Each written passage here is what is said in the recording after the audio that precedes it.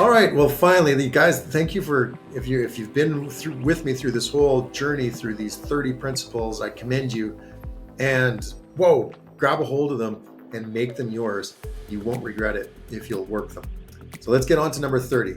This one you'll notice a little bit different than all the other ones.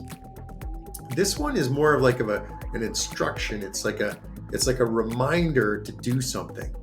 Okay. This one belongs, if you remember, we have the what's right and not who's right. Right? Get into the practice of doing what's right and let go of the who, of like needing to do the who's right. This one builds from that idea. The idea of connecting before you communicate. Because you know what? If you've ever had somebody talk at you without connecting with you, thinking that they're communicating with you, you'll know how that feels and you'll know the result of that, because chances are you weren't real receptive when that happened. So if you want receptivity and reciprocity in a communication experience, it's vital that you connect at first. So quick story, some year, maybe 5-6 years ago, some really dear friends of mine were basically on the verge of divorce. You know, they're on my testimonial, my appreciation page on my Timothy Roy website and everything. So you can check that out if you want to. But the long story short is there had been some infidelity. You know, they were on the outs. The husband was moving out, and actually wasn't living there at the time. And they were just trying to figure it out, but they couldn't.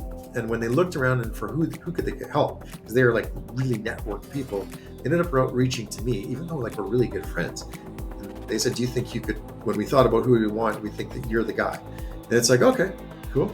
You understand that we're really good friends, but I think I can do it. I can hold that space, because when it comes to coaching in relationship and mentoring people in relationship, what I'm loyal to is the relationship. What is best for that relationship? Because if the relationship is wilting and not growing, you know, there's what's the point of being in relationship? However, we need to get to that point where we know what's true. What's the highest of level truth for this relationship? Is it to bond or break? And that happens on its own when you really do relationship from an authentic place, because it'll become evident. It'll become self-evident. Both parties are just like, you know what, maybe this isn't what we thought it was. But now all the stinging stuff seems to dissipate and go away. And if that's the idea that they need to move on their merry ways, well, at least they do without the levels of animosity back when they were in the who's right phase. So when you get to the what's right phase, you can start doing things like connection before communication. What can I do in order to connect with this person before I try to communicate? Because you don't want that communication to fall on deaf ears, and you don't want somebody to feel like they're being talked at. Okay? Those things have a tendency to not work out. I'm pretty sure you would understand. You've probably had somebody do that to you at some level, sometime in your life, I would guess. You are getting talked at. It doesn't feel good. There's no, if you want reciprocity and receptivity in your relationship communications, well, be sure to connect. Maybe it's come home, give a little peck on the cheek, a little something to connect, make sure that it's felt. That actually is a bonus one I need to put in, because nothing happens until it's felt. That's another one, but maybe that's another one for another day. People, thank you so much for going all the way through these with me.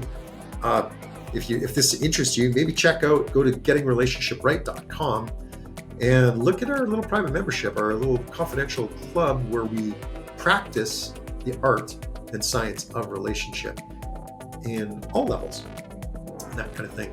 With that, I thank you. We'll see you next time.